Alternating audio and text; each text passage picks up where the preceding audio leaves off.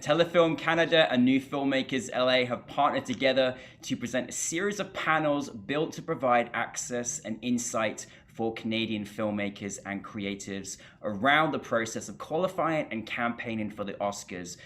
We are excited to kick off this session with a special message from our partners at Telefilm Canada.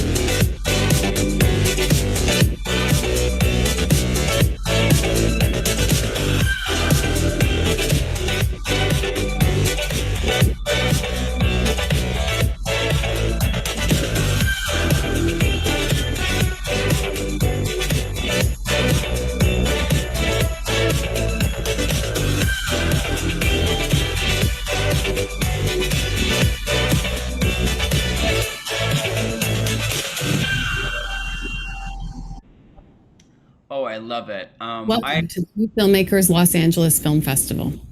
Telefilm Canada is a proud partner of the NewFilmmakers LA, and we are thrilled to support the In Focus programs with an emphasis on Canadian cinema's features and shorts. Telefilm Canada is a crown corporation dedicated to the promotion, financing, and development of Canada's film industry. The global market plays a huge role in the success of Canadian films, and year over year, we support Canadian features and shorts as they navigate their way through award season. Today's panels are being presented in an effort to shed light on navigating an Oscars campaign.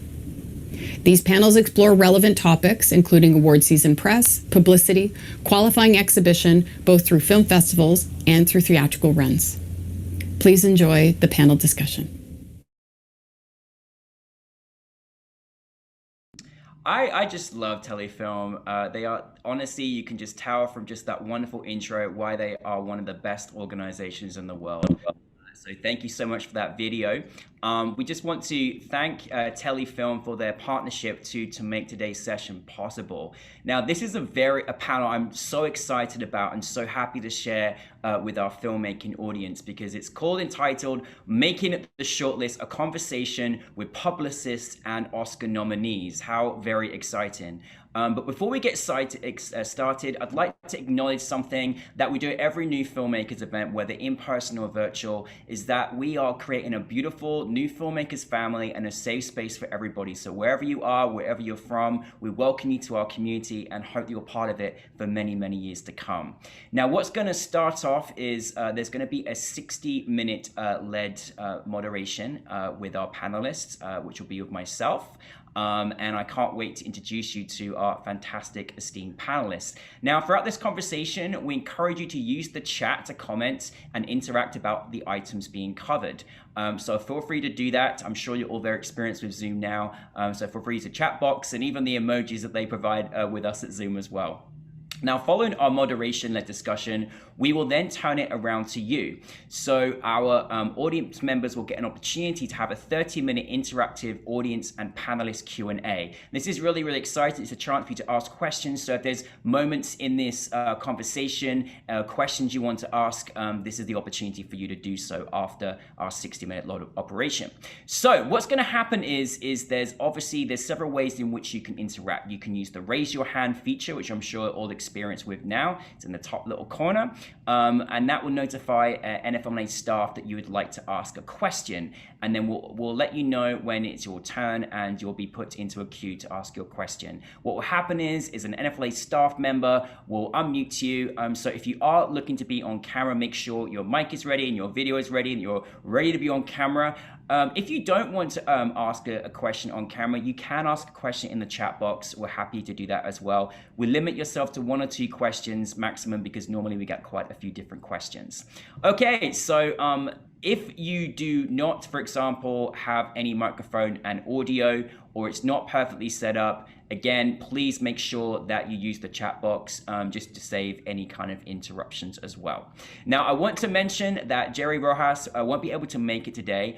But we're really excited to have Asnaf from Shelter PR taking his place. And with that, I will get started. So welcome to all of our panelists. If you haven't already, you can now show yourself on camera to show that you are there. So it's really fantastic. Firstly, we have Catherine, who is the Vice President and Publicist at London Flair PR. Hello there, Catherine. Hello, how are you? Good to have you here. Good to have you here. Thank you so very much for being here. We also have Ben Proudfoot here, who is a filmmaker. He's a NewFilmmakers alumni, and he is an Academy Award nominee. How are you doing, Ben? I'm great. How are you? Yes. Are you in the beautiful Canada right now? I'm in the beautiful California at the moment. Oh, in the California. Okay. Well, don't forget that beautiful Canada up there. But I'm sure that you're obviously working, so fantastic to have you here as well. We also have Joshua, who is the founder of Joshua Jackson Public Relations. How you doing, Joshua? I'm fine, thank you. Thank you for being here today. And finally, we have Asnaf, who is from Shelter PR. How are you? I'm good, thanks. Thanks for having us. So that's our fantastic panelists we have here today. What I'm going to do first is just make brief introductions with everyone to just tell a little bit about what they do, what their role is, and we'll get started with some of the questions. So I'll start with you, Catherine. It's a big job. We also know that you represented, actually, I think Farah, who is one of our amazing Academy Award nominees as well. We love her at our film festival. But Catherine, tell us a little bit about what happens at London Flair PR and what your kind of role is. Sure, I'm actually the founder as well of the company, and we specialize with shorts for the Oscars, but we also cover the BAFTAs. Actually, Farah from the present, she was nominated for a BAFTA this year and an Oscar, but she won the BAFTA, which is great. So we specialize in films. We do film releases, we do awards campaigns. We also though work with actors. One of our actors was just nominated for a BAFTA recently as well. So we work with actors, but mainly films is our focus and award season is a big part of what we do. Absolutely. Thank you so much, Catherine. I know we may have slightly similar stories here, but I'll take it over to Joshua. Oh yes, so we're based in Los Angeles, and much like Catherine, we sort of run the gamut. We do a lot of shorts, studio features, animation, documentaries, you name it, we rep it. And also do, of course, during the year, releases and film festivals when necessary, but the big specialty is awards, and awards in every category: Golden Globes, Oscars, BAFTAs, etc., etc. Fantastic. And not forgetting you, Asnaf, as well at Shelter PR. Yeah, so as Danny's already mentioned, we're very similar, running across the gamut. We do a lot of awards. We do craft awards, so anybody who's below the line. We do above the line as well with talent in awards, in Emmys, animation, for Oscars, for docs, for shorts, for everything really. And then we also do a lot of national campaigns, and we work for film festivals, so that we're busy throughout the entire year. And yeah, so we're excited to hear what your questions are going to be, because we're excited to talk to you. Fantastic. Thank you very much. And not forgetting you, Ben, you're not on trial here. Don't worry with Three Publicists. You're okay. Just tell us a little bit about, because you have your own company and do so many amazing things. Tell us a little bit about what you do. Sure. Yeah, I'm Ben, and I'm a filmmaker, mostly in the short documentary space.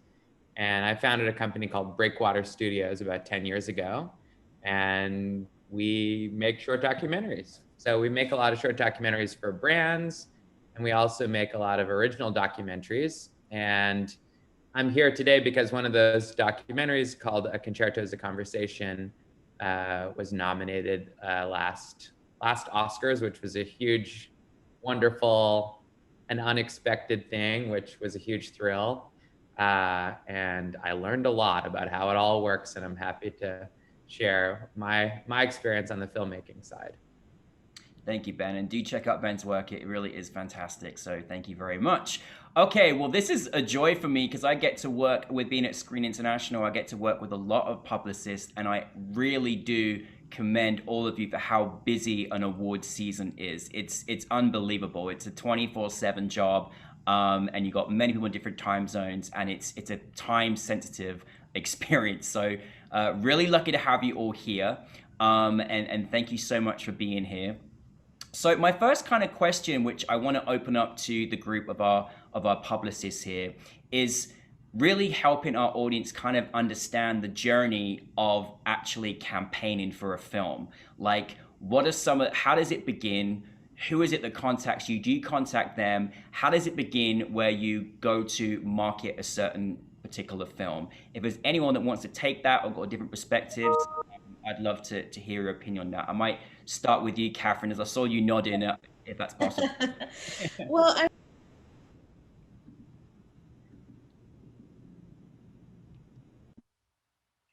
sorry, my screen froze. I know Joshua and I have actually been on panels before, and we tend to say quite similar things because we do similar jobs. So I'm sure we're going to cross over. But well, we don't always, there's a mixture. I think when you've been in the game for a while, you get known. And so a lot of films will come to us to see if we will work with them. At the same time, we like to keep an eye on the film festival circuit to see what films are out there, to see which films we like, to see which films win Oscar qualifiers. So for us, it's a little bit of both. We tend to start quite early with films.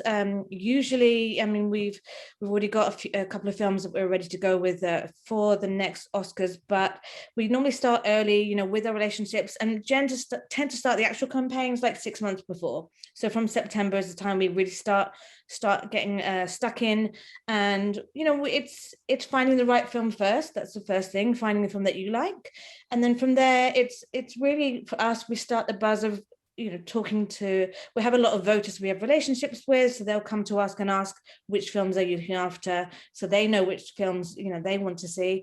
But it's about, for us, we start getting the press from September, so really reaching out to journalists, getting as much coverage as we can. And I won't go in, this could be really long, but I'm going to make it short. And then each stage of the process, you kind of the level of press will go up, so before the shortlist is be some TV, magazines, etc. And then once you get to the shortlist, now 15 films this year actually, then you'll get a higher level of press. And we do many other things like outreach to voters, etc., through specialty fields. I'm not going to keep going on because I know I want to let the other guys step in, but it's kind of, that's where the process starts. And I'll let Joshua or Asna step in for the next part. Asna, you want to jump in first? No, after you, sir. Okay. Much like what Catherine said, it really also depends what category we're talking about. I mean, I think shorts, like she said, do come rather early because a lot of them are, make their festival entrees in and on the circuit. So a lot come back. A lot of people are referred, as she said. A lot of people, we track film festivals as well. But with features and things like that, it's a bit different. We also do a lot of, at JJPR, we do a lot of the international films as well for that race. And so those features come along a bit later, like Cannes. This year will be a big indicator of what we'll see countries entering in those races. So those meetings begin sort of tangentially. And then regular clients that we have, like G-Kids, which is animation, we just have their slate every year. So it's whatever films are on that slate. And the same, we're working with a lot of studios as well that have slates each year, and they ring up and say, this is the slate this year. So it really does depend upon what race we're talking, but what Catherine said is absolutely true, that September is really the go for pretty much all of it for the most part, or at least for features, you're also planting the seeds for down the road. But after Toronto is really when the game is really afoot. And just to add to that, absolutely, where the film festival circuit is huge for all of us to understand, like what is coming up and what is, what the contender landscape is looking at, like in terms of competitive landscape. And to Josh's point, this is going to be very important to understand who your competitors are in which categories and what it is that you wanted to pursue. So things of that nature, the way Catherine said, we would like to start on a campaign like 6 months in advance, and not everybody has that slated yet because they want to see how they do in the festival circuit, and they're trying to understand like, oh, okay, how is the market, or how does the press, like for a lot of filmmakers, this might be their first foray into the award season. So they might say like, oh, well, how are people responding to this before I decide whether or not I'm going to pursue an Oscar campaign? And that's something that's really important for us, because if they want to, then that is something, especially for new filmmakers, is going to be very important when they decide to like map out their strategy, map out their timeline, and map out, especially in particular, their financial budgets for the year. So even when we say like 6 months in advance, yes, you can have early conversations. And like I'm sure for all of us, you know, between Catherine, Joshua and I, it's, you know, each company is a little bit different, but we have all worked with new filmmakers before where we're like, we understand that your budget might be minimal to begin with, but, you know, just understand that from there it will build, because going into an Oscar campaign, it is something that will take a lot of pushing from both ends. It'll take the publicity pushing, it will take events and tastemakers, it'll take, you know, a lot of media partnerships. And it's really just to keep you guys continuously top of mind so that people are aware of your project. You will need an avenue to make sure that your movie gets to them if it has a smaller theatrical run. If it has a large theatrical run and you're in a commercial title, then that's going to be different as well. So these are all things that we always take into consideration when we're mapping out your strategy for you, because that is something that we want to make sure that you are well aware of what you're getting yourself into before you kind of like jump head first. Because if you go into it without having any awareness of this, it really does get very overwhelming very quickly. So it is something that, you know, having those early conversations are very helpful for you and the agency that you want to work with. I love that, and we're going to come into what we mentioned about budgeting as well, and we are going to cover, you know, from the perspective of shorts and of features, because we have people here that are in all categories. But thank you for sharing that. I listen. If anyone is ever lucky to have a publicist, take care of them. They will take care of you. They run off very little sleep during award season. Just always be kind to your publicist, because they really do work hard for you, as Ben will know. And I'm just going to bring it to you now, Ben, like from the perspective of, you know, firstly, let's be honest, from a short film perspective, it's probably one of the hardest categories to get in at the Academy Award, because there are so many short films across the world. So congratulations for, like, you know, qualifying and getting nominated. It's a huge deal. But from you, Ben, as a filmmaker, I mean, literally when we met Ben last time, he was literally doing his interview on set because he's a non-stop worker. But Ben, for you, how were you approached? How did it work for you from your perspective as a filmmaker, and kind of whenabouts were you also approached as well? Yeah, so the film is one that I co-directed with my friend Chris Bowers, who's also in the film, and basically it started off as a totally different project, and we kind of ran with it as an original film that was much longer than it was a commissioned piece by the LA Phil to start that was only supposed to be 2 minutes long, and it was such a big story that we decided to make it longer. And I do a lot of work in partnership with the New York Times and with OpDocs, and they saw a lot of potential in it. And it was not designed in any way, shape, or form as a film to win awards or anything other than just basically be released on the New York Times platform. And we released it in November around Thanksgiving, which is very unusual as I now understand it, having spent more time understanding the process. Normally you're supposed to, you know, release your film early in the year, have a good, you know, festival premiere, and kind of like make everybody aware of it at all these festivals, every branch down the tree. We released it with a month to go in 2020, and, you know, had our festival premiere at Sundance. Ava DuVernay came on board as executive producer, which was a huge boon to our project. She was an incredible champion to the film, a friend of Chris, and just like in terms of visibility, took it to a whole different level, even than the New York Times could. And I think that's probably the single like ingredient, other than I think is a beautiful story that Chris and his grandfather told, was you know, Ava's ability to get people to watch it because of her platform and all the people that are following her. And then when we found out we were on the shortlist, which was pretty incredible and surprising, honestly. Then I started, meeting all of these publicists and talking more about it and working closely and how we were going to really take, in comparison to most of the other, contenders, a very shoestring, self-funded budget. We did it in partnership with the Times, but more or less our campaign was funded by my company.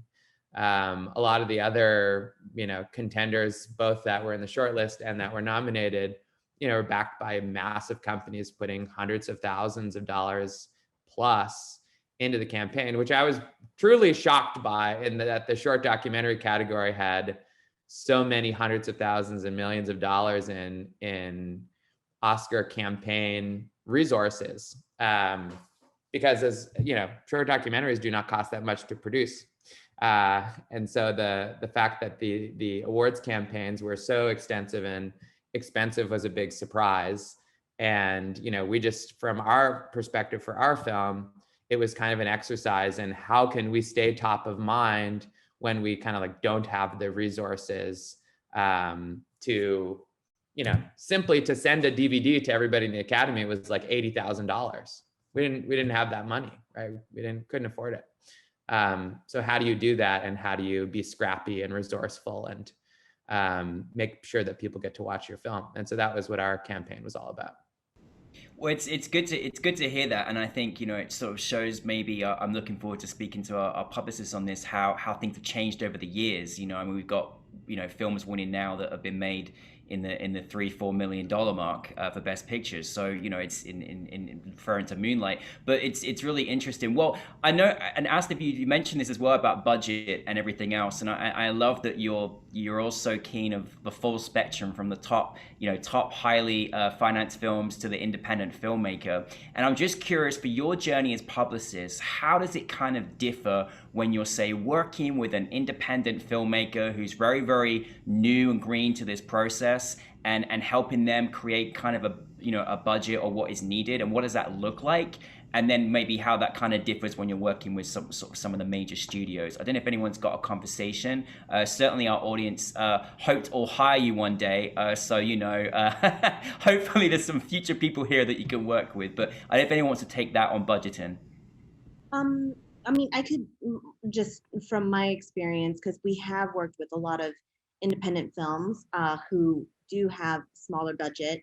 Ben, I mean, your story, like waiting to get to the short list to hire a PR agency, we do get those emails as well, like right before the short list comes out.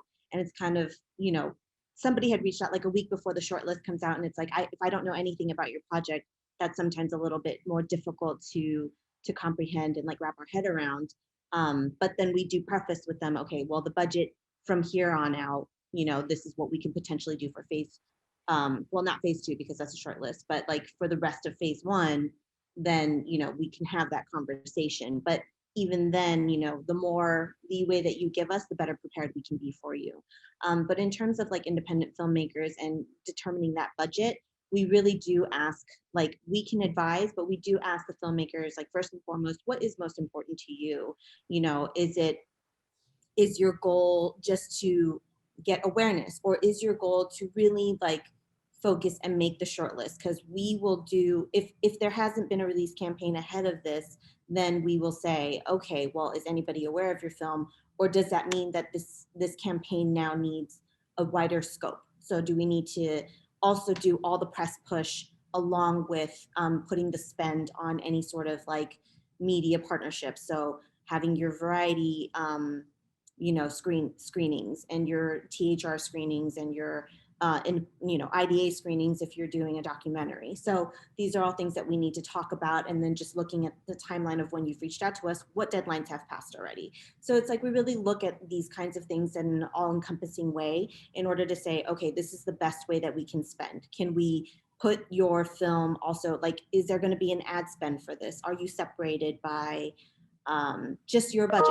If we were working on, say, Ben's budget and he's solely paying for everything without a distributor, then it's going to be something that we have to really say, okay, so if you have a total of $50,000, we're going to purpose this and in the most timely places.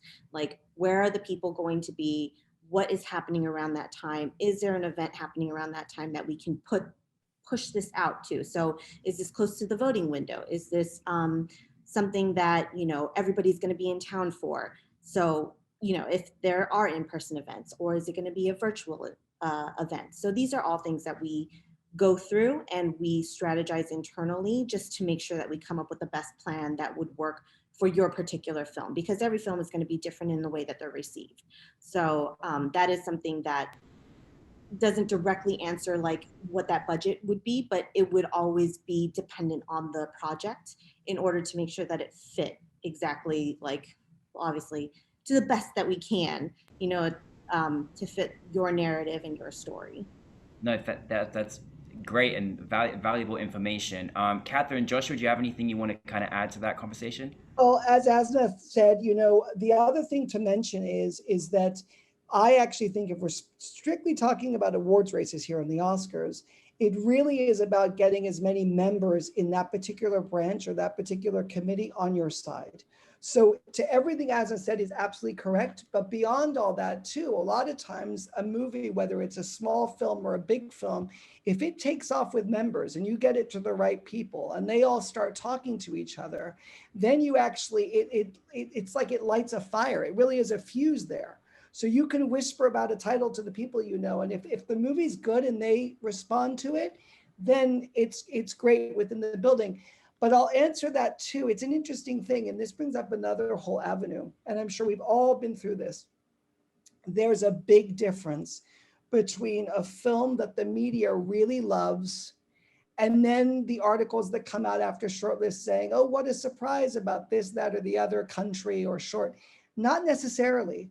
A lot of times there are big voter favorites that the media just don't pick up on. And then they're always so shocked. And it really is, there's quite often a difference between what the media wants and what the voter wants. And sometimes voters don't like being told what to vote for.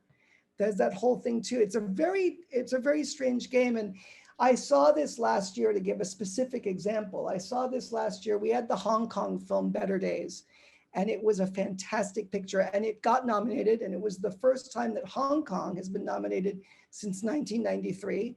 And there was a huge, we all know the political thing with Hong Kong right now, but media were like, wow, that's a shock. They called up, they said, Josh, I know you wanted us to cover it, but we're just so shocked. What about Taiwan? What about this? And I just said, I told you. Members liked this movie from day one, and I told you. And that's what happened. It nominated. So it's an interesting conversation. But to Asna's point and to budgets and things, it's true. If you have a small movie that we all love and we take care of the filmmaker always, and we push them as much as we can, get them as much as we can, try to screen things. Last year was a really interesting example because everyone was home and all the films were on the Oscar portal. So everything was available to the member. The weird thing was that you were never able to actually chat with people in person about films. Mm-hmm. But what we could do was, chat with the member friends we had, send them the film, hope they liked it. And there were plenty of unofficial voter groups that were meeting on Zoom chats to discuss titles. Oh, and wow. If you were lucky enough to have a title there that people were talking about, you knew you were onto a good thing. So at the end of the day, it always comes down to the film and if people respond to it. And I love what you said with Joshua about how, you help the filmmakers through the process. And Catherine, you cover quite a variety of genres as well, with London Flair PR, like taking this conversation of budget into account and variants of that, also adding into, like, when you're working with people that are kind of green to this process, like, is there an essence of a bit of teaching in there as well to add into the budget conversation? I think you definitely have to set expectations, and be very honest with what you feel the film will achieve. I mean, we all get approached by a lot of films which we either don't connect with or you can like a film, but I think when you've been working for a while, you have a feel of what an Oscar film is and what the voters will probably like. So you often get sent films where you're like, I love this film, but I just don't think it's going to go far. And I wouldn't take on a film I didn't feel has legs. So I think you have to be honest and you have to be open with whoever you work for. I mean, we for the Oscars especially, we really just specialize in shorts. So going back to the budget, I mean, to be honest, most of our filmmakers really don't have much budget, but I've noticed a change in the last few years. I mean, we won 3 years in a row with films that didn't do any screenings, that didn't do any mailers to voters. And I think it's definitely changed because I've noticed the last couple of years, people have been having to or felt they had to kind of put more money into campaigns with doing mail outs to voters, with doing in-person screenings if possible. There's definitely been a change in that, and I've noticed a huge amount more, more money that people are spending on campaigns in the shorts category. But I think there's things you can do. Ben mentioned bringing on an executive producer for our film Feeling Through that just got nominated for a short. We had Marlee Matlin come on as executive producer. She really got behind the film. She did a lot of interviews for us, and obviously because she has a name, you're going to get much bigger interviews than you are with a filmmaker that's not known. So I think there's ways you can work around, making the film go further with a little bit less money if you think outside the box. No, I love that, and that valuable information. And Ben, just switching over to you, obviously this was a film that you didn't expect to obviously get the recognition that it did, but it did, and well done to you because it was well deserved. Was there a consideration of conversation that you had with this film or other films where you kept a percentage in the budget to go towards marketing, publicity? Because I often find like a lot of short films that filmmakers that want to go and do really, really well, it gets to marketing and PR and there's no money left or no thought about it. And I always try and encourage filmmakers to do that if they want to take it to that level. Was there any conversation? Not that you ever stopped working, so I don't know if it was for this film. Well, I mean, let's be honest, right? There's no money in short films. There's no market for short films. When's the last time anyone has paid to watch a short film? So the short films that are being produced today are being produced because people are passionate about it and they're paying for it themselves, or they've cobbled together some combination of grants and things like that. So there's not that, there's no money in the business. Or it's like some giant corporation or whatever has decided that they think they could win an Oscar by, acquiring a short film. So money-wise, I mean, it's reserving part of the budget is sort of like, what budget? We are sort of scrounging around to try to get the film done. And I mean, that's kind of like the crazy upside down thing of this whole process is that, even an expensive short documentary in almost every case will cost less to produce than the campaign to try to win an Oscar. I mean, that's kind of crazy, right? It's like an upside down situation. And it's also crazy because a lot of the films are like issue films that, about people who are suffering somewhere around the world. And it's this, you have this whole sort of big financial apparatus. So we never reserved any money. It was just sort of a surprised scenario where we had an opportunity to really bring the film to a much larger audience if we were able to kind of get it to these next post obviously making the film, the experience, and obviously once it got into the shorts, it revved up the opportunity to generate funding and obviously bring in Ava in as well. So that's good to know for any filmmakers out there just thinking about those kind of things. Yeah. Danny, one other thing to Ben's point actually is that I've always said to filmmakers that come to me that people, no matter what category we're talking about with shorts, that shorts can often work as visual resumes for what that filmmaker is capable of.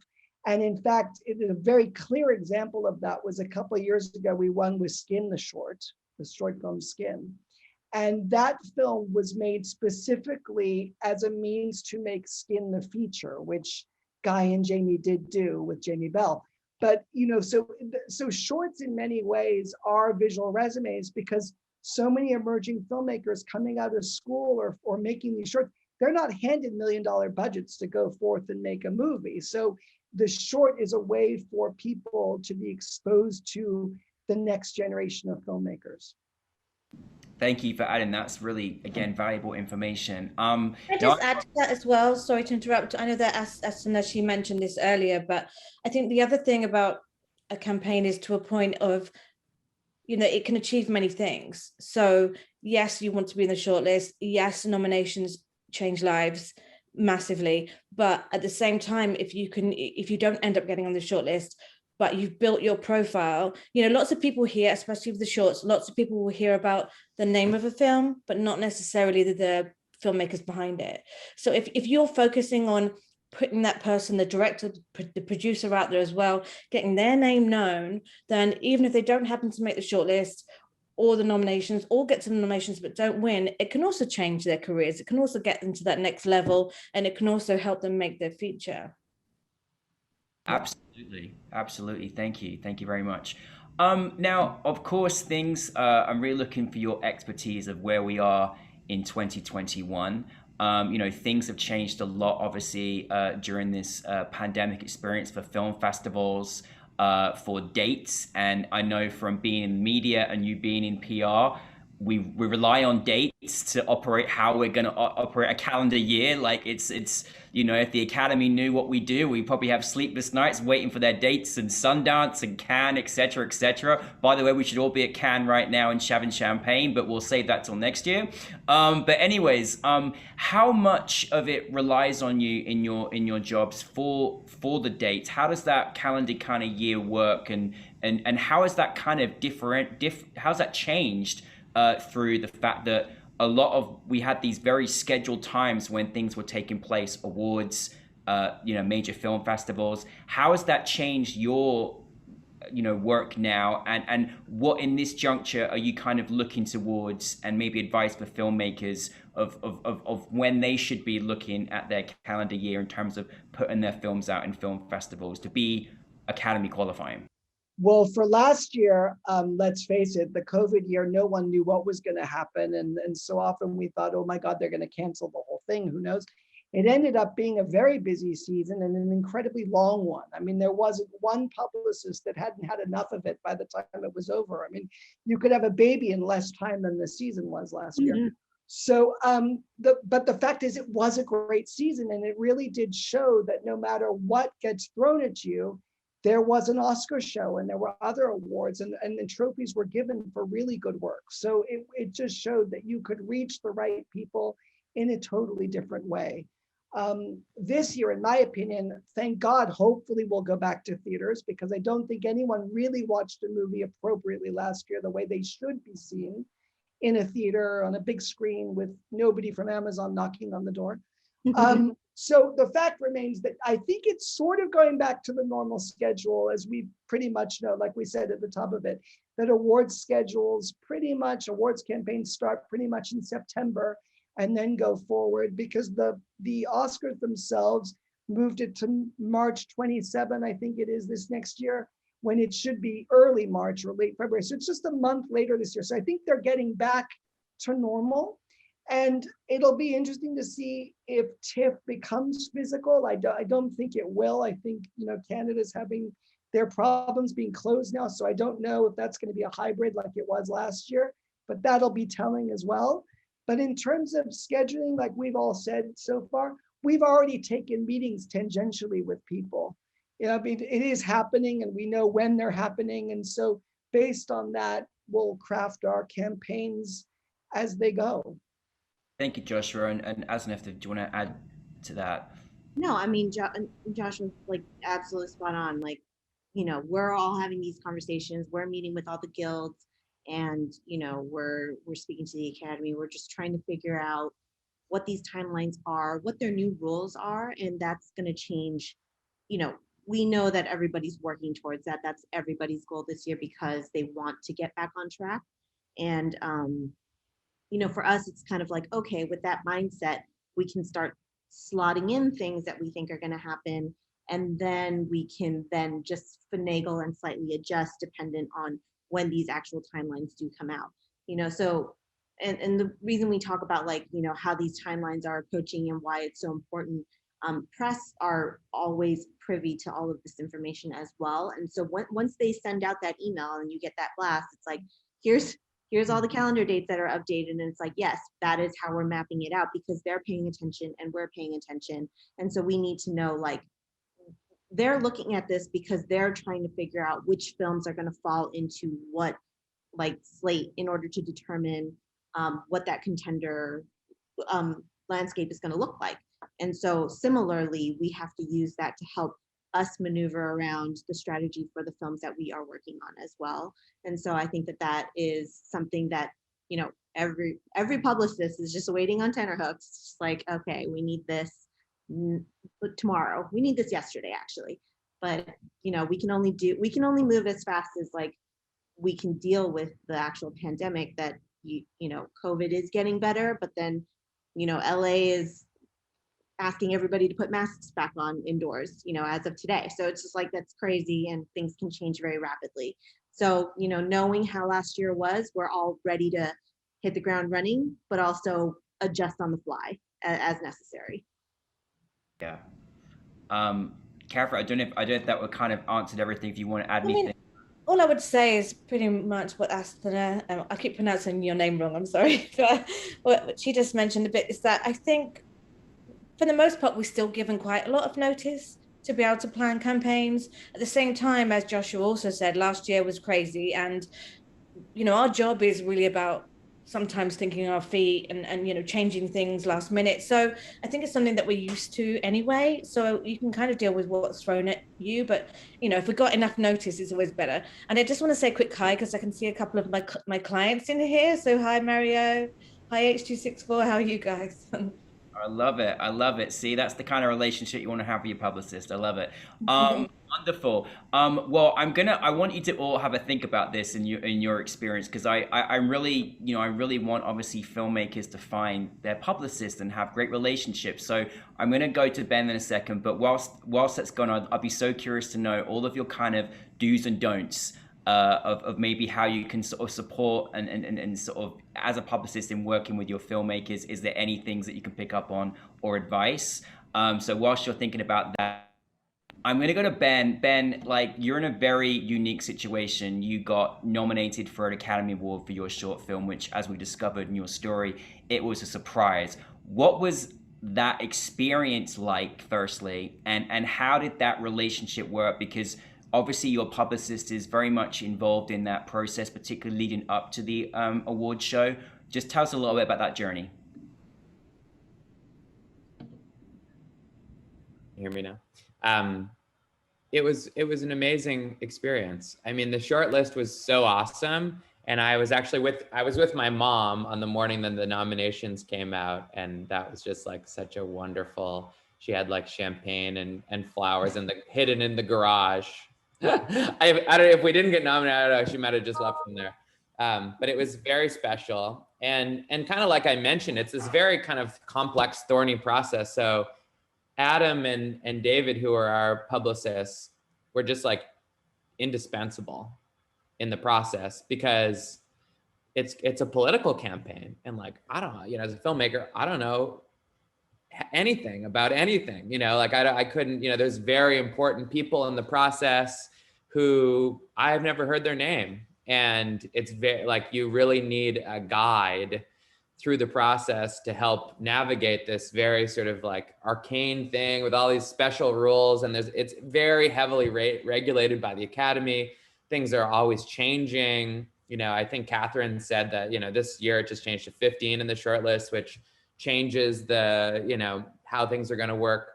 So for me, I was heavily dependent on Adam and then David, because they just knew the ropes. And like everybody here has said, right?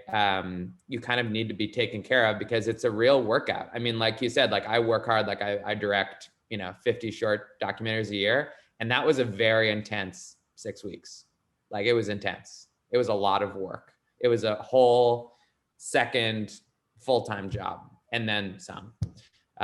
So having somebody who you trust, who knows the ropes, who is calm, who can explain how things will go and who will represent you well, was crucial for me, at least just in my mental health, knowing that I could rely on Adam and David to take care of things and kind of pave the way.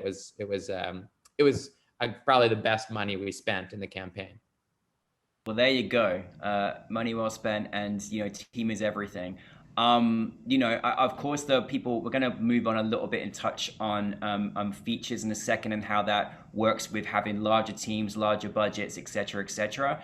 Because you all do so much wonderful things. I also want to just say there are about 15 minutes out before we're going to go to audience Q&A, so you can start raising your hand, type it in the chat, and then I'll hand it over to NFA staff that will take your questions. But just going in to our team. Any do's and don'ts or any kind of opportunity of advice you can give to working with a publicist, or any experience that you've experienced that you're like, don't do this or do this? In my term, I think part of the reason why we all do this in our different sandboxes is because I think, and I'm speaking for myself, but I suspect it's true of the other panelists, we do this because on some level, we really love it. I love film. I'm nerdy for film. I absolutely love the art form. I grew up in the art form. I could watch movies all day. I just love them. And conversely, I like the people who make them, so I love what I do. Yes, it's a sleepless few months. Yes, by the end of it, you're already so grateful. You're like, congratulations, wonderful. And then a week later, I'm like, when's it starting again? So there's a bit of a sickness I think we all have, that there's a little bit of abuse. We all like it. But I think at the end of the day, we do it for the love of it as well. I really do enjoy it. But do's and don'ts, I think some people need to understand exactly what they're asking a publicist to do. Like you made the movie, and the movie's got to stand on its own at some point. Like someone's going to watch it, they're going to buy it, they're going to vote for it. So there has to be something. The movie itself, it's an art prize. So it has to sing on its own, even with all the bells and whistles. If a movie if it isn't good and audiences aren't responding, it doesn't matter how many bus signs you have and billboards. Like, the movie does have to sing. So that's the first thing. I can't fix a movie that's getting universally panned. There's no magician around there that can do that. So I think people have to understand exactly what we do and how we can help them. And in terms of the people that come to us, regardless of category, we have transparent conversations and honest conversations. And I think Asna or Catherine or both said there are moments where a client, you have to have like a come to Jesus moment where you say to people, we've done everything, but this movie is just not taking off the way we'd hoped. So, I think there's a lot of reality that has to set in. It's not like they hire us and then it's all, wonderful. You hope, but I think it's necessary to have realistic expectations when things aren't flying the way you want. So that's the first thing. The second thing is, please have all your materials that you can give us. Don't tell us how great a movie is, but don't send it. Like, we need to have these things. So have your sort of beginning stuff for us so that we can massage materials and things like that. That's the other big do, I think. I'd just like to add to that, actually, that I'm sure we've all had this, right? You've got an amazing film that you feel has really got legs, and you get sent the marketing materials and they just don't match, right? They're just like, you get the stills and you're like, our tools are the press release, trailer, stills. You're sending, if we sent to Danny a film with a horrible still, no one's going to want to watch it. So I think you really, really have to think, when you're making the film, put money in a good stills photographer. Think of the end game, think of your poster early on, because if you're coming to us perhaps later in a campaign, and taking a screenshot from your film is not going to be the same quality. It doesn't work. I know you guys have all had this. So I think you really, really have to think about your materials. It's so important. And same as Joshua as well, for us, it's all about being transparent and very honest. I wouldn't, because we put so much of this in, ourselves into our work because we love it. It's like, we wouldn't take a film that we were not passionate about. I know for sure Joshua's the same. I'm sure Asna. It's like, you have to love the film, and if we don't absolutely love a film, then we won't take it, because it's not fair on anyone. Yeah, absolutely. I 1000% agree. If I am not on board with the film, I want to be as honest as possible, because I don't want anyone throwing away like you know, again, especially for independent filmmakers, throwing away money that we don't think will have the traction for it, because I think that that is so important to have that understanding. It's like, okay, well, how has it already been received? And, you know, that's why we say, you know, if it does the festival circuit, we have kind of an idea of where that could net out and what we can build off of that. You know, as Joshua was saying, it's like we want to be there to help support you, but we can't create like something out of nothing if it's not something that we think has legs in that way. You know, we have all done, you know, a myriad of awards campaigns across the board. And so it just kind of, it always behooves us to say that to you up front, you know, and I do think that you guys have to take that, you know, for face value. There are some people that might respond to it differently, you know, but for awareness sake, you have to be aware of what your product is when you're pushing it out there. And, you know, having your own expectations of saying, okay, I know what my movie is. However, this is, again, what is your ultimate goal? Is your ultimate goal just to make sure that you can hit the ground and like get your next project off the ground because you're doing this circuit now to have these conversations? Or is it like you really believe in this movie, but, you know, are not sure of what that might lead to? You know, then if you're unsure, then we also can't help you in the way that you want to be helped. So I think that that goes into one of my other points of like, for do's and don'ts. We do think it's really important for a lot of the films that we take on, that everybody who's pushing for the film, if we're already all on board, we're all saying, okay, yes, we're going to go for it. Everybody who's working on the project needs to be on the same page in terms of like what it is that everybody's goal is. Are we all pushing for best picture? Are we all pushing for a director? Are we all pushing for like unanimously we want something in every category, you know? And these are important because we want to make sure we know which talent are available, which people we need to talk to in order to help support you in that fight, you know, really, because as Ben said, this is like a political campaign, you know, all hands on deck. You have to be like, everybody needs to be championing it in the same way versus like, maybe your distributor wants something and your producers want something, but none of the talent are supporting in that same way. Then it's going to make everything very difficult when you're like, well, for instance, if Ben was like, Ava DuVernay jumped on board, but she was like, but I'm not going to say anything about the movie. I don't want to do anything to help with the campaign. Then that's also something that like you can have her name attached to it. And if she doesn't want to support it vocally or out loud or champion it in any way, then that is going to be a detriment. So that's something that when we say like all hands on deck, like that's the whole team's narrative. That has to be the entire team's narrative throughout the award season, which, as Ben has already said, is very grueling. You know, he did it for 6 weeks and that was after the shortlist, whereas like phase one can last anywhere from, you know, if somebody is releasing in August, then we need to do a national release campaign and then into the awards campaign. So that is something that can go very long. You know, as I said, you can have a 9-month campaign, you know, that's enough time to have a baby. And that's absolutely true, especially with last year's campaign. It was the longest campaign ever, wasn't it? It never ended. Yeah.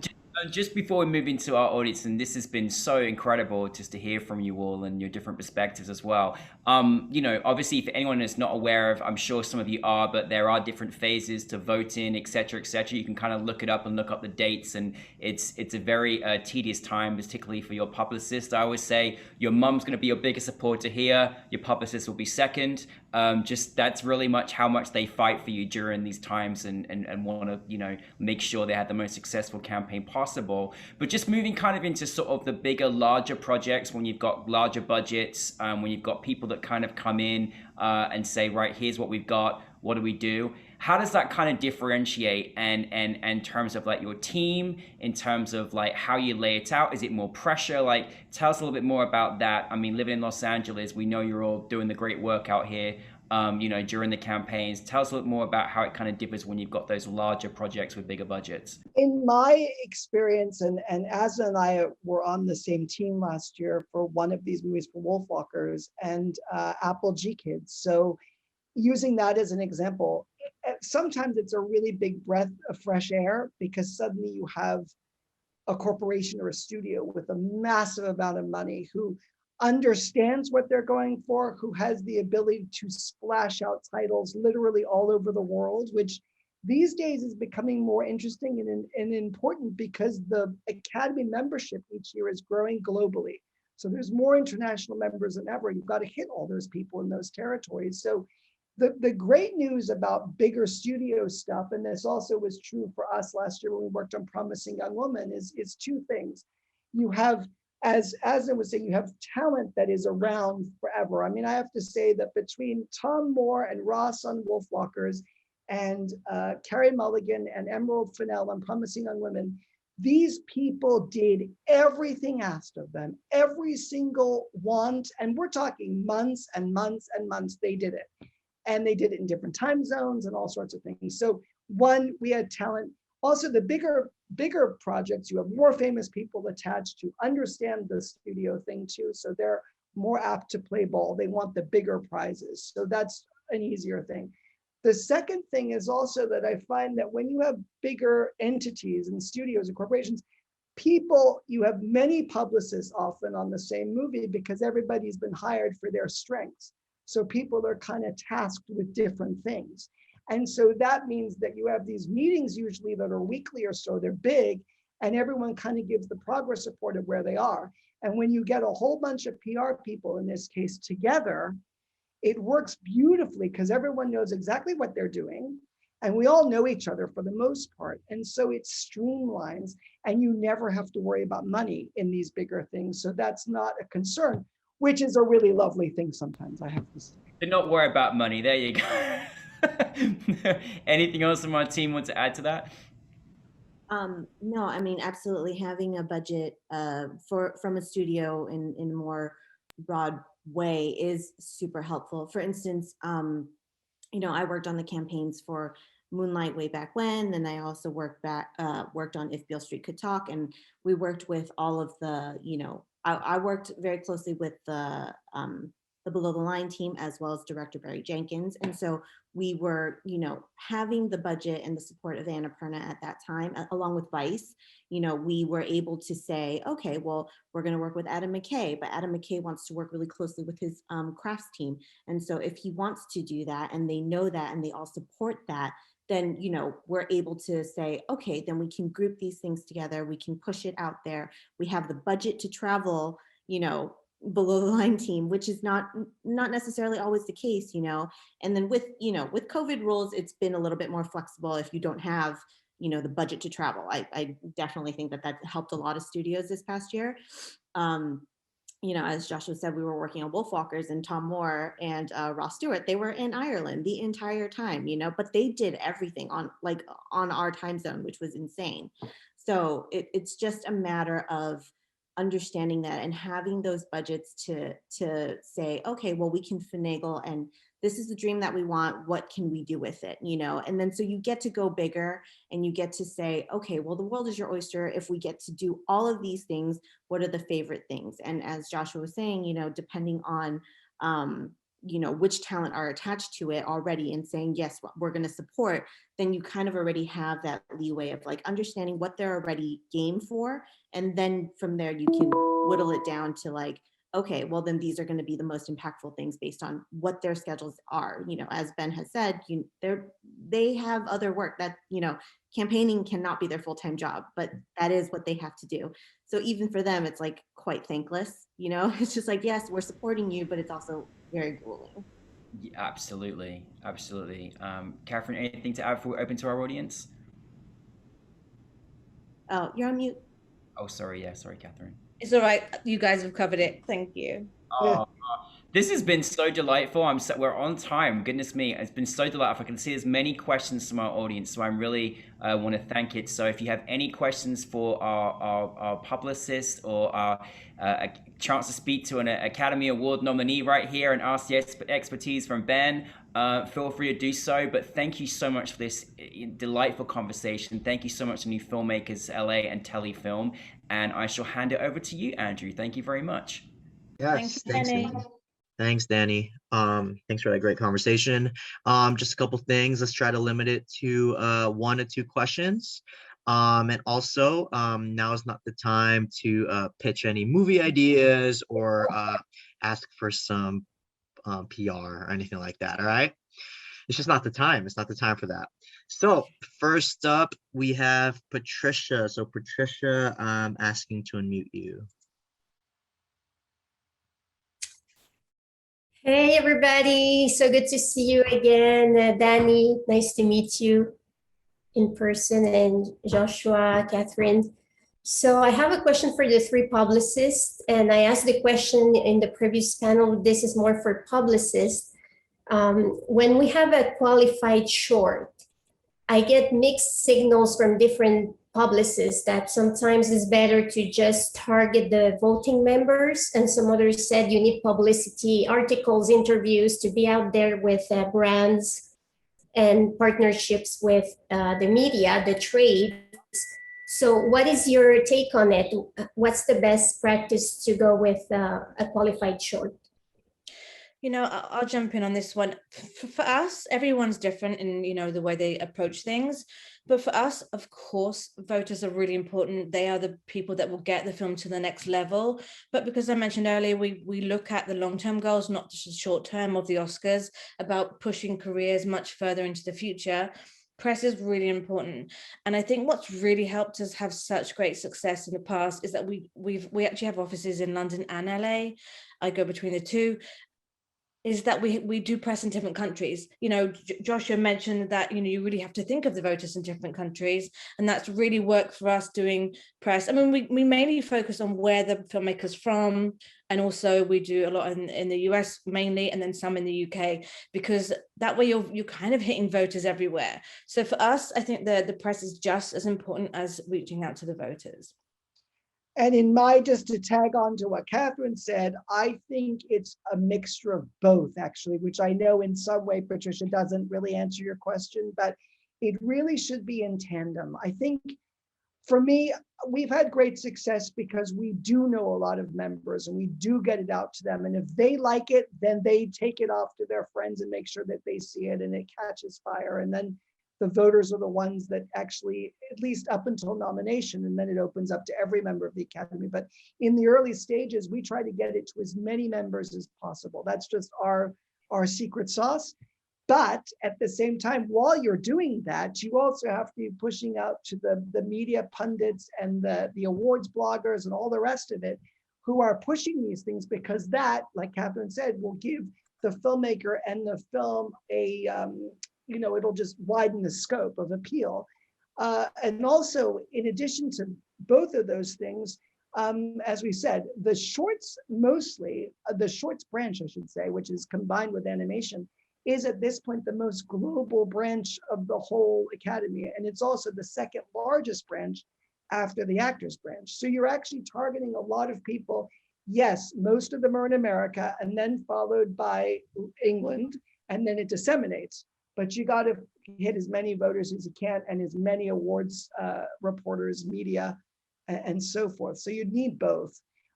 But just to wrap it up, that's why you need someone like us, because we know the roadmap. We know who the voters are. We know who the reporters are. A lot of times, shorts people particularly have no idea. Why would you?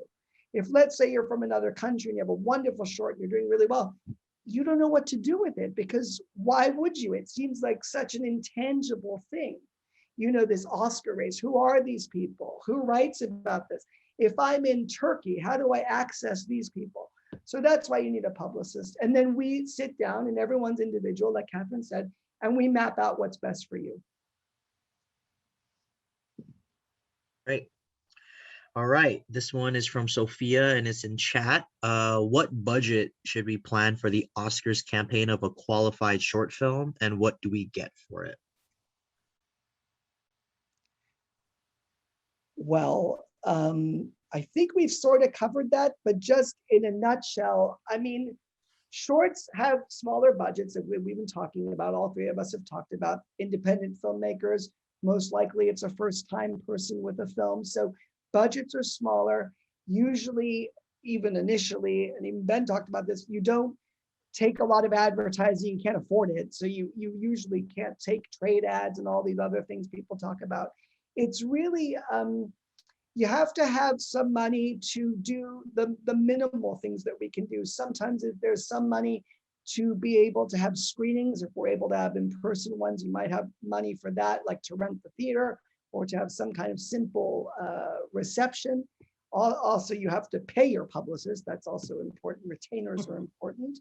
And then you go from there. But again, everybody's individual. And so you should have, I always like to say that, if you could put even at minimally, if you could have, just at the rock bottom number, if there's like $5,000 to start with, then, you have a little bit of wiggle room for a short. I'm only talking about shorts here, not features or different. But if you have that kind of money to start with, and then hopefully there are so many grants, scholarships, country funds, depending upon where you are in the world, where you might be able to apply to access more funds, because as Catherine said earlier, which is true, the budgets for shorts are really exploding now. I mean, you have streamers getting involved and studios getting involved in the shorts game, and that's kind of exploded the whole grassroots charm of it has now become much bigger, and therefore there's larger spends. I just want to add to that as well. I've never had a short.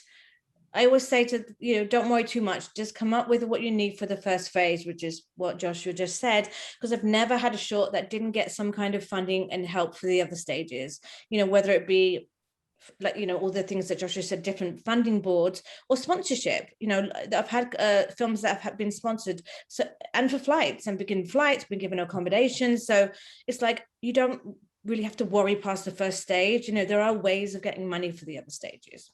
And just to add to the latter part of your question, what do you get for it? That is part of, you're having us help you map out what it is that your campaign is going to look like. And then, as Joshua was saying earlier, having hand in hand those conversations with the awards pundits that we do want to know, and some of our Academy friendlies that we also are very familiar with, that we could just like, hey, do you have an opportunity to check out this film? We'd love to get your early intake. And that's something, because again, as Joshua was saying, it's like, you may not know the people that are in the Academy. How would you know? You wouldn't know, you know what I mean? Like we know because we've been doing this for a while, and now we're more privy to who's in what branch and why and how long they've been there, et cetera. And so when we're having those conversations for you, that's also just kind of a boost in your direction, because word of mouth is really crucial to something like a short, and really just in general, the Oscar season. So just wanted to throw that in there. Great. All right, another question from chat. When pitching the film for Oscar reviewers / editors, what is more important, the film's content or the making of story of the film?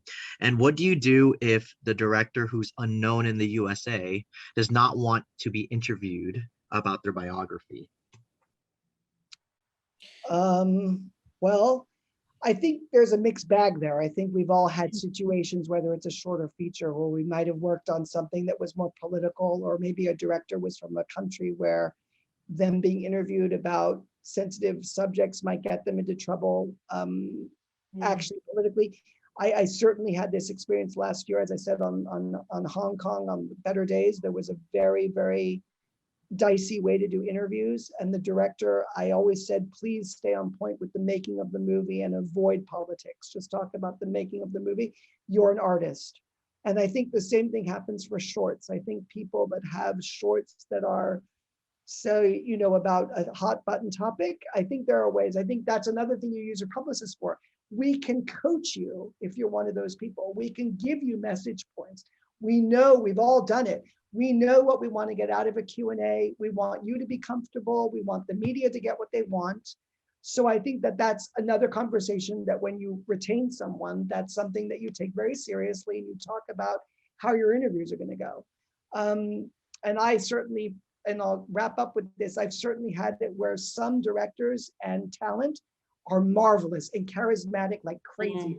Never have to worry about them. And then I've had the opposite, where somebody's deeply talented but incredibly shy. And so sometimes you have to decide whether you don't want them interviewed so much, because being shy can sometimes come off as being standoffish, and that's not the case at all. So I think it's very much something that you take under advisement once you've retained someone and you've had the conversation. Agreed with everything that he just said. And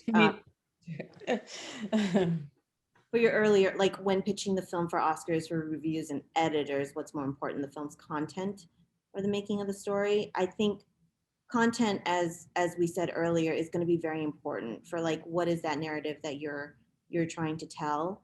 And then once that narrative is out there, in order to understand, as we have also mentioned, you know, how people feel about it, then comes the making of the story of the film, because that's what people want to understand afterwards. Like, well, how did you come to this? And so, you know, that's really important. And, you know, to the point of maybe a director not wanting to do a lot of interviews, is there another counter partner within that filmmaking story that can also help share that narrative if the director is not the person who wants to be the face of it? And that's also a potential alternative. Yeah, I've had some directors that didn't speak any English, so they just couldn't do interviews.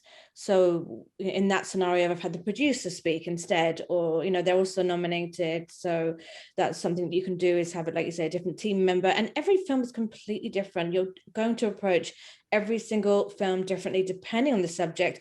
You may have a film that, as Joshua mentioned, is a hot topic, and that's what you're really going to push for. You may have the backstory of the film. I mean, I've had a few filmmakers say, oh, but I made my film for this amount, you know, that must be big news. Well, no, it's not, because most shorts make their film for, you know, not too much. So you just got to pick the things, and this is why we do what we do. We pick the things that we know journalists will like. We kind of mold each person depending on, you know, how they are, and, you know, media train them if necessary. Right. All right. Another one from chat from Nagam. What's the timeline for the Oscar race? For example, is it better to have a short film screened at festivals before, or just one festival before campaigning? From your experience, what has worked best? I've actually had, in my experience, I've had shorts do well both ways. I've had shorts do really well off the festival circuit and then just meander right over to Oscars and do really well. And I've also had other shorts where maybe the filmmakers weren't doing well in festivals or didn't want to do them at all, and simply, you know, qualified it theatrically, which is something else you can do. There are packages that allow you to theatrically qualify for a week for the public and run an ad and all this. It's done by the theater chain, and then they write a letter saying that you qualified theatrically.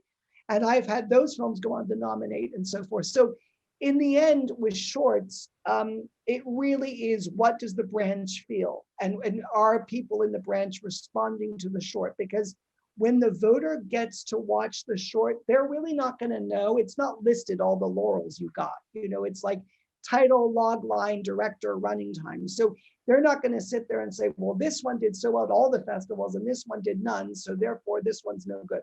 They really do watch the film, and they really do know what they're looking at and what they want to see. So either way, you can do very well. If your film is good and you believe in the film, and the film, you know, you come to a publicist and the publicist is really on board, then you campaign. Because I'll tell you one thing, I've known other people who have decided for whatever reason not to campaign. And I think you always kind of regret, like, what would have maybe been if I had gone forward. So that's my answer to that. Great.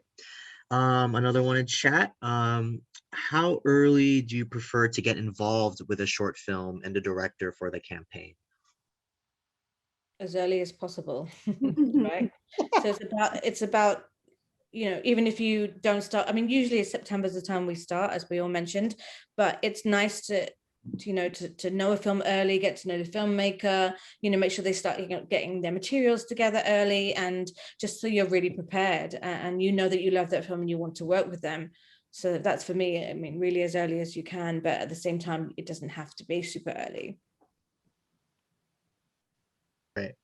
I know you said $5,000 for shorts, I believe. This question is, what would the baseline budget required be for an Oscar campaign for a feature doc? Oh, feature doc is very different these days.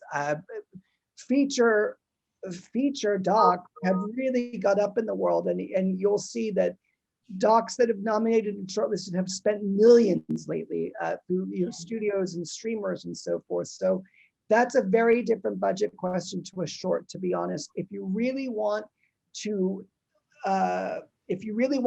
float to the top in that field, there were something like over 200 docs that qualified last year, and yet the only ones that you really heard about in the wide big world were like maybe 20 titles.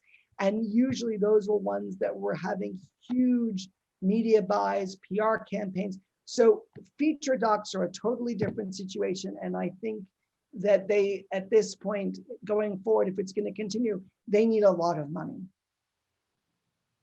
If we're talking just baseline, like if, for instance, if you have no distributor, and that's also going to be a huge, thing for documentaries. And we're not saying this to discourage you. We just want to prepare you for what that would look like. We've done very baseline, even like $100,000 as a starting point is not much. Just so you know, because even if we have to do like 1 to 2 screenings with the IDA, that can be about already like $70,000.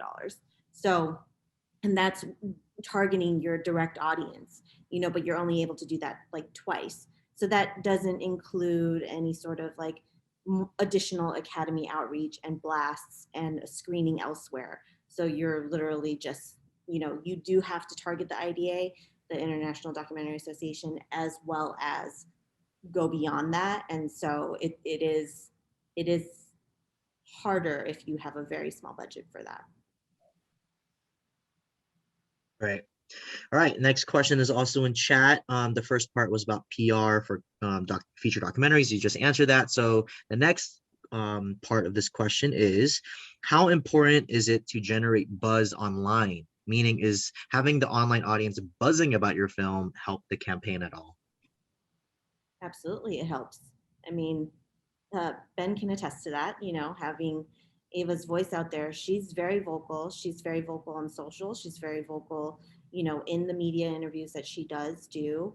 And so having this kind of like, which is why also to, the earlier question about whether or not it makes sense to do just press or just do Academy outreach, it is very important to have press on your side, because within these trade circles that help create this buzz, this is what needs to be happening. Like, they need to have seen it. They need to be talking about it. And, in order for that to generate the kind of word of mouth, again, because if it is a documentary, it sometimes doesn't get as much noise as, say, the big star Oscar movie that you are, fighting up against. Not that you guys are in the same category, but that's what's, clouding all of the noise at the moment. So, I mean, Ben, would you like to add to that? Yeah, I think one thing I would say is that like I walked away from it really feeling as though probably the most insightful thing I had read was like a book by David Plouffe about like Obama's 2008 campaign, right? It's very much a political campaign. You have a addressable market of voters. You can do a little bit to like expand the electorate and get people who wouldn't have voted before vote, but more or less it's the same group of people. And many of those people live on Twitter and Instagram, but many don't, and it's like, it doesn't matter, they may not know who Ava DuVernay is. So although there's probably not that many people who don't know who she is, but I think that's the key, is like the online sphere, although it seems all encompassing, actually misses a lot of people, not all older voters, but some older voters who just like aren't tuned into that, aren't on Instagram or what have you. So you kind of have to think of it as, it seems, and the publicists here are much more attuned to this. I've only gone through this once with one film, but it seems to me that you're kind of cobbling together different sections of people who all live and receive their information from all different people. And the hardest one to influence, which you have 3 experts at figuring out, is word of mouth, right? Because you're voting, you say, which one are you doing for a short documentary, right? That's how probably most of the votes get swayed. Oh yeah, do this one. It's really good, right? Okay.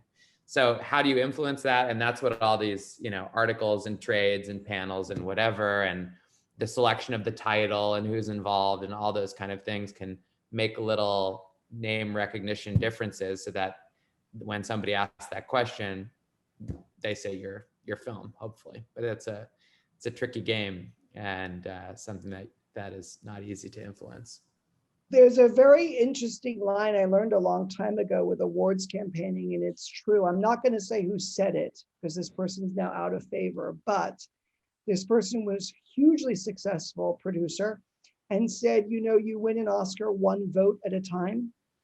And it's incredibly true. And to Ben's point, and to all of our points, really, you have to hit every target in whatever way. Like the Academy is inviting younger members now. That's just a fact, and they're making it more global. So how do you get those people? Through socials, Twitter, Instagram, and so forth. But do not discount ever the older member who actually is the one who has the time. They're usually retired, and they usually have the time to watch all the stuff. They usually have the time to talk about all the stuff. I know there's a lot of disparaging articles every year about older members and what's being selected, but I think that's changing a lot in the last few years. But the point is, for our job to be successful, we want to hit every group. We don't want to ostracize anybody. So older members, you know, you still, a lot of times I talk to older members on the phone. You know, you have a phone, you send them a screener. A lot of older members use Facebook, funnily enough. They're very comfortable on Facebook, not so much on Instagram or Twitter or what have you. But if you have a good, healthy balance of actually taking every one of these things in some fashion, you can hit most of these groups, I think. Right. I think we're gonna do one more question from the audience, and it's also in chat. It's from Patricia. Do you think a short that has not been in any festivals but gets qualified through Forewalling has chances to get shortlisted? Oh, I know they do. I've had them nominate. So yes. Ours was qualified through Forewalling. Yeah, we had 3 nominees from the last shorts section for the live action, one in animation, so 4. But one of them, yeah, they did the full wall. A lot. I think Joshua mentioned this before anyway, and talked about it doesn't matter which way you go as long as the film is good. Right. Great. Oh, could you please briefly explain what Forewalling is? Nisha's asking, in case some people here don't know what that is. Oh, that means opening it up in a public theater. So putting it to qualify it theatrically. So there are theater chains that do this package where you approach them, you give them the short, and then they will put it up for a week of screenings for the public, and then they follow the Academy rules and regulations of theatrical qualifying, and then you're good to go. But that's what forewalling means. It means theatrical qualifying. Right. All right. Well, doesn't look like there's any more questions from the audience, so I'm gonna go ahead and throw it over to Danny. So Danny, take it away. Yeah, thanks for all the wonderful questions from our audience. It's been fantastic, and thank you so much for your answers. I just want to sort of, remind everybody that, you are the best relationship builders. Like, you spent years and experience working and building these relationships, and how vitally important that is. And, I'm very thankful for all of you and your expertise and all the great films that you've helped reach their heights.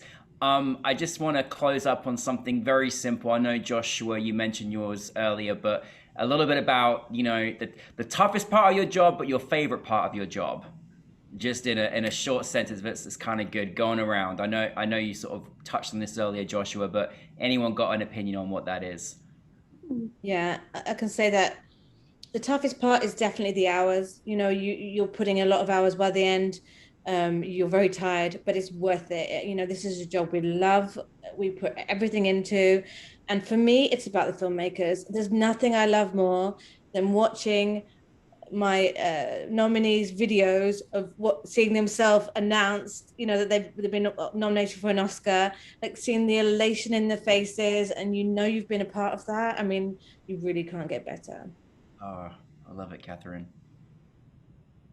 I mean, absolutely. They're right. There's nothing else we'd rather be doing. That's why we've decided to do this despite the grueling hours. And that was literally what I was going to say. It was just, you're exhausted almost every day, strategizing, figuring out what's the next best thing for your client, and making sure that everyone's happy, because we are all going towards the same goal, and we want to make sure that we're doing it to the best of our ability, because that's, you know, that's something that we are also very proud of. You know, it is drinking the Kool-Aid. We if we're working on your movie, then that is what it is. That is also our baby, and we're very pleased and like thrilled that you guys want to work with us to do that, because you think that we will be your best advocate, and so we want to make sure that we prove that we are.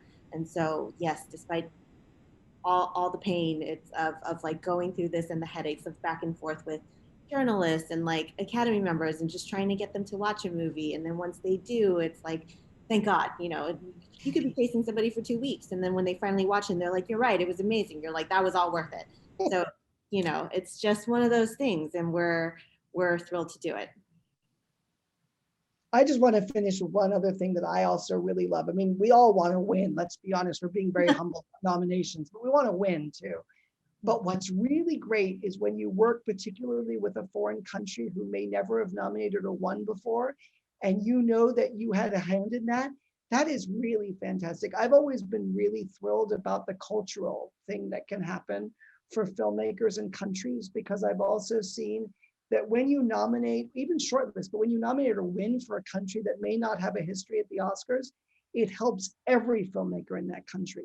Suddenly the country wakes up and they put more money into their funds, and they think, oh my God, we've got more stuff. They like our talent. So I think in some ways we're almost, I mean, it almost feels like in a little tiny way we can be ambassadors for sort of more global cinema as well. I vouch for that, how that's changed. Certainly with it Screen International, it's so wonderful to celebrate other films in other countries and bring them into our network. And I'm so happy that finally we're seeing films in all languages from all countries, like just grow to a level that should always have been there. But it's so beautiful to just experience that now, you know, better than ever before. And I just thank you all so much. I'm so grateful for all that you do. If ever you pass the Publicists on the red carpet, think about the hard work that you've heard today that they do, because they do. It's a tough time and incredible. But Ben, firstly, has life changed for you since being Academy Nominee? Like, is your mum bringing you champagne every day now? What's the story? My dog just came up to me. My dog still needs walking. Still got to pay the bills. You know, it's no, it's a total honor and a thrill, and certainly we've gotten lots of wonderful opportunities, and it's career changing. But hopefully your life stays the same. Absolutely. Well, thank you to Catherine, to Joshua, to Asnath. I'm so happy to have you all here. Thank you for your time and your expertise. This has been absolutely fantastic. I also want to thank our wonderful audience. Thank you for all your questions and participating. We hope you're at the next panel, which is at 5 p.m. Pacific time, exposed to the press, a conversation on award season coverage. We're also excited to share with all today's residents we'll be providing free passes to this weekend's In Focus Canadian Cinema program at the NFMLA Film Festival. We have a powerful lineup of Canadian films. Trust me, I've seen all the films, and we'll be interviewing all of them shortly. So please enjoy that. It's a value pass of $30, so please check your email for the registration code. It will arrive today, and we hope you'll all join us. But I hope virtually, whether your camera is on or off, a big round of applause to everybody. Thank you so much. This has been fantastic, and we're so glad that the award season will be shorter this year, because we know how long it was for you all. But thank you all very much, and best successes to everybody. Thank you. Thank you. Thank you for having us. Thank Nice you. to see you all. Thank you.